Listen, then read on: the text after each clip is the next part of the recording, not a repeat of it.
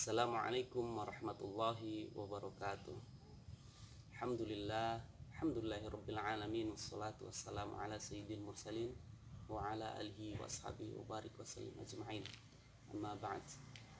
Puji syukur kepada Allah Subhanahu wa taala di mana yang kedua ini kita bisa bertemu kembali dalam rangka kuliah Ramadan, dan pada kali ini Bapak akan memberikan kisah lanjutan dari Sayyidina Ali karramallahu wajhah, di mana pada satu kisah Sayyidina Ali karramallahu wajhah terburu-buru untuk melaksanakan sholat subuh, karena ketika Sayyidina Ali keluar dari rumah beliau sudah terdengar suara azan, sehingga Sayyidina Ali langsung mempercepat jalannya, sedikit berlari.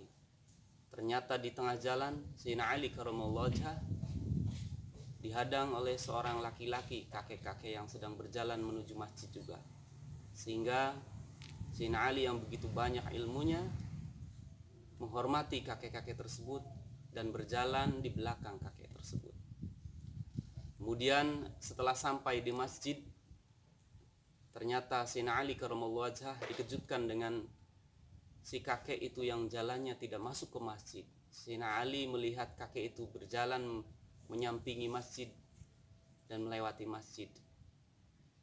Kemudian ketika Sayyidina Ali karramallahu wajhah masuk ke masjid, sudah dilaksanakan sholat subuh yang dipimpin oleh Rasulullah Shallallahu Alaihi Wasallam.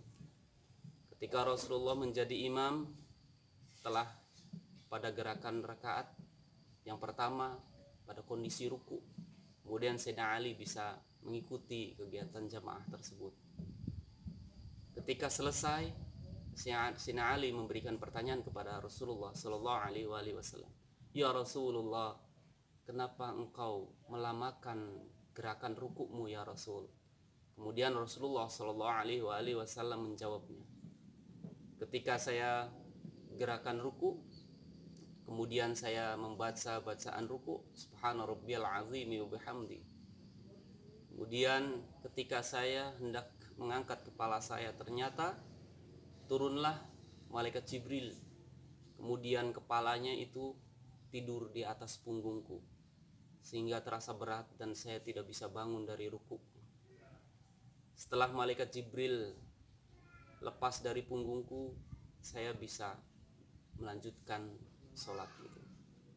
Kemudian para sahabat bertanya, "Ya Rasul, kenapa hal itu terjadi ya Rasul?"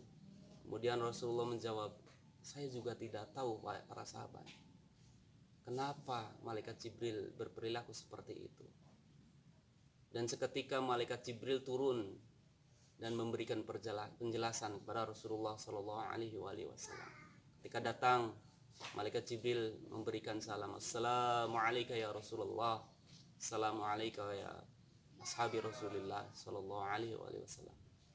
Kemudian semua orang menjawabnya, dan malaikat Jibril menceritakan kenapa malaikat Jibril meletakkan kepalanya di atas punggung Rasulullah Shallallahu Alaihi Wasallam.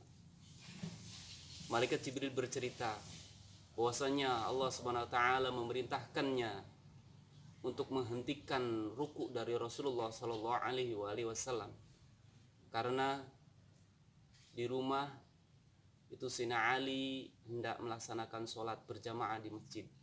Kemudian terburu-buru terhalang oleh seorang kakek-kakek yang akan melaksanakan sholat subuh. Dan ternyata kakek itu bukanlah orang-orang muslim. Kakek tersebut adalah orang-orang Nasrani. Kemudian Sayyidina Ali dengan begitu banyak ilmunya sangat menghormati kakek tersebut, berjalan di belakangnya, sehingga Sayyidina Ali sedikit telat masuk ke masjid. Kemudian Rasulullah dalam keadaan ruku. Saya diperintah oleh Allah SWT untuk menghentikan ruku Rasulullah SAW.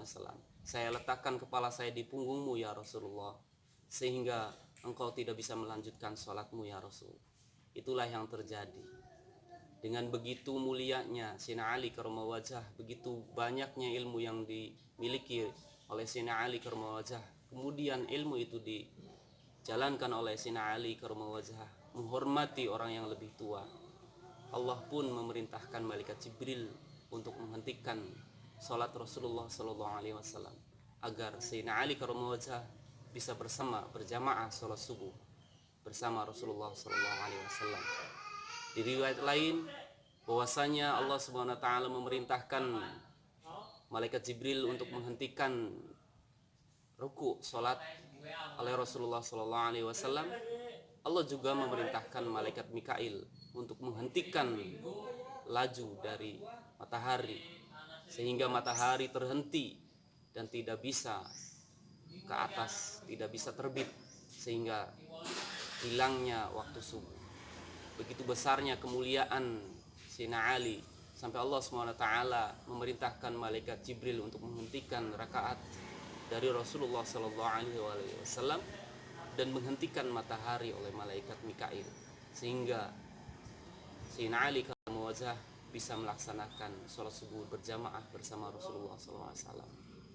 Itulah bukti bahwa ketika kita melaksanakan satu bab saja dari ilmu, kemudian dijalankan di dunianya, dimanfaatkan untuk dunia dan akhirat, kita dicontohkan dari kisah tadi. Begitu mulianya Sayyidina Ali. Semoga apa yang kita dapat, ilmu-ilmu yang kita dapat, pelajaran yang kita dapat dari MTS Nurul Huda Munjul, bagi siswa-siswi MTS Nurul Huda Munjul khususnya, kita bisa melaksanakannya, kita bisa menjalankannya baik di dunia dan di akhirat. Semoga kita semua bisa melaksanakannya. Terima kasih Bapak ucapkan sekian, mohon maaf yang sebesar-besarnya. Akhirul kalam, assalamualaikum warahmatullahi wabarakatuh.